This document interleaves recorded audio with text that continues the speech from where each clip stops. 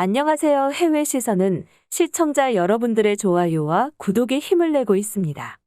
대만은 예전부터 한국을 심하게 질투해온 대표적인 혐한 나라였습니다.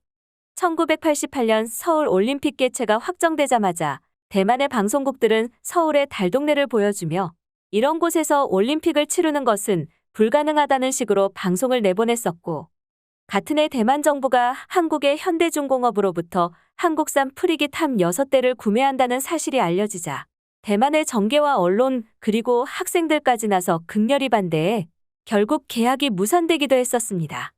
이외에도 대만의 한 시사평론가는 어떻게든 한국을 인정하고 싶지 않아 그렇게 싫어하는 중국과 대만을 연결시켜 자신들의 몸은 대만이지만 머리는 중국이기 때문에 중국 입장에서 보면 한국은 단지 속국에 불과하므로 대만 사람들은 한국과 평등하다고 생각하지 않는 것이라고 한국을 비하하거나 태극기를 불태우거나 10년 된 삼성의 LCD 모니터를 망치로 부시려다가 내구성이 너무 좋아 흠집만 나고 깨지지 않아 놀랐다거나 대만의 장관이 한국인을 칼로 찔러버리겠다고 인터뷰하는 등 시도 때도 없이 한국에 대한 적대감을 드러내왔던 게 사실입니다. 하지만 그런 대만도 한국의 문화 콘텐츠는 어쩌지 못했는데요.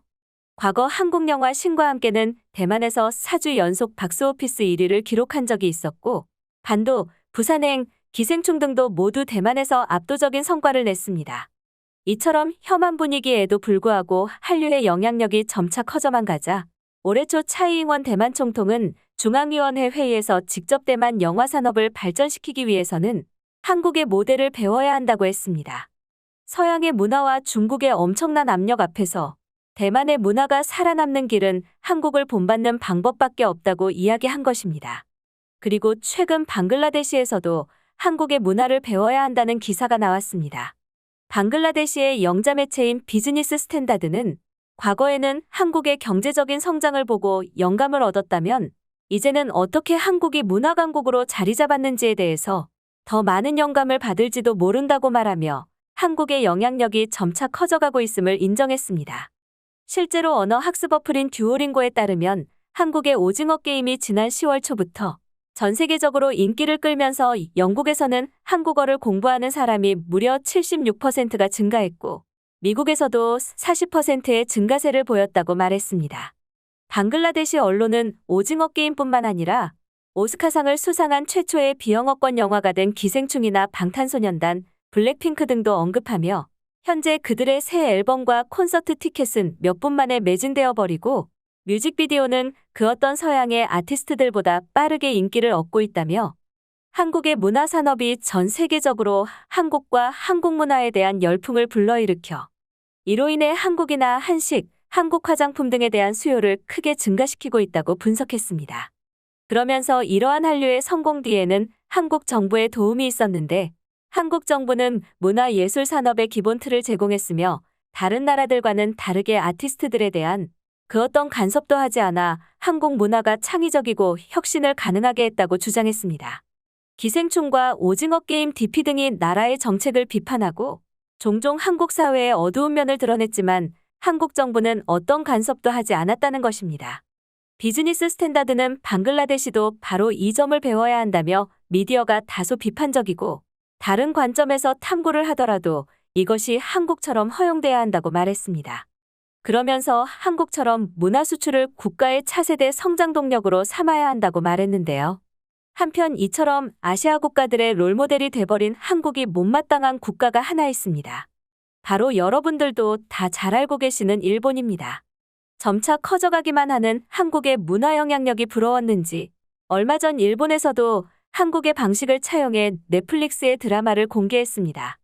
그 드라마의 제목은 일본 침몰로 일본의 방송사 TBS가 제작했으며 일본이 침몰한다는 내용을 담고 있습니다. 참고로 넷플릭스에 무려 100억 원이 넘는 금액으로 판매됐으며 1973년 일본의 소설가인 고마스 사쿄의 소설이 원작이라고 합니다. 사실 일본 침몰은 일본 방송국인 TBS에서 이미 3번이나 영상화했을 정도로 흥행보증수표의 느낌이 강합니다. 이번 작품도 일본 내에서는 첫 회 시청률이 무려 15.8%를 기록하며 동시간대 최고를 기록했습니다. 한편 앞서 언급했듯이 이 드라마는 일본 드라마 최초로 한류 방식을 채택했는데 한국의 사랑의 불시착과 이태원 클라스가 한국 방송국에서 방영된 뒤 2시간 정도 후에 넷플릭스에서 공개하는 방식을 썼는데 이 같은 방식을 일본 친몰도 따라한 것입니다. 뭔가 자신들도 한국을 따라서 하면 한국의 드라마들처럼 세계적으로 인기를 얻을 수 있다고 착각한 것 같은데요. 특히 첫 화가 총 251만 회의 조회수를 기록하면서 세계적 히트가 될 수도 있다는 희망에 부풀었던 것 같습니다. 하지만 해외 영화 평가 사이트인 IMDb에서 일본 침몰이 무려 2573위의 평가를 받자 금세 분위기가 초상집으로 변했습니다. 일본 언론들은 주특기를 살려 왜 일본 침몰이 망했는지 분석하는 기사를 작성했는데요.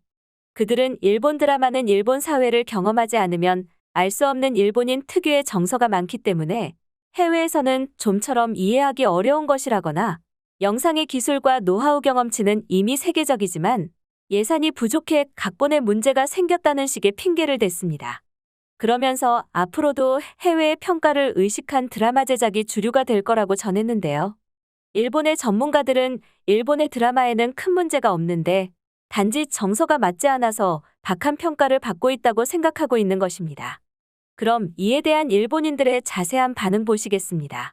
이거 솔직히 후진국엔 태국의 드라마보다 퀄리티가 안 좋더라. 오히려 뒤처지고 있다고 생각한 태국 쪽은 완전 영화 같던데. 물론 한국은 태국하고는 비교도 안 될 정도로 그 이상이고 일본의 영상 컨텐츠들은 어떤 결박에 묶여있는 느낌이야. 전혀 발전하고 있지 않아서 유치하고 공감도 안 된다. 뭐랄까 한국처럼 흥미로운 이야기와 여러 세력이 등장하고 짜임새 있게 돌아가는 그런 치밀한 드라마가 일본에서는 만들 수가 없어. 이건 일본인들 창작의 한계라고 봐야 하는 건지 이런 쪽으로만 투자받고 제작을 할 수 있는지 모르겠다. 회의 장면에서 한 명이 스파이로 판명되었을 때 당신이 같은 대사를 치길래 너무 웃겨서 그 이후로는 안 봤다. 거기서 긴장감이나 리얼리티가 전혀 없는 대사를 하고 있다니 한국과 너무 차이나잖아. 분명 예전에는 일본의 드라마가 이 정도는 아니었던 것 같은데 이런 게 일본 고유의 색이라면 인도보다 못한 거지. 영상의 기술이나 노하우 경험치는 이미 세계에서 통용되는 수준이라고? 놀랍다. 정말 전문가란 녀석이 이렇게 말을 했단 말이야? 당장 일본과 한국의 드라마를 비교해봐라. 너무도 갭이 커서 보다가 울 수도 있어. 솔직히 너무 촌스럽더라.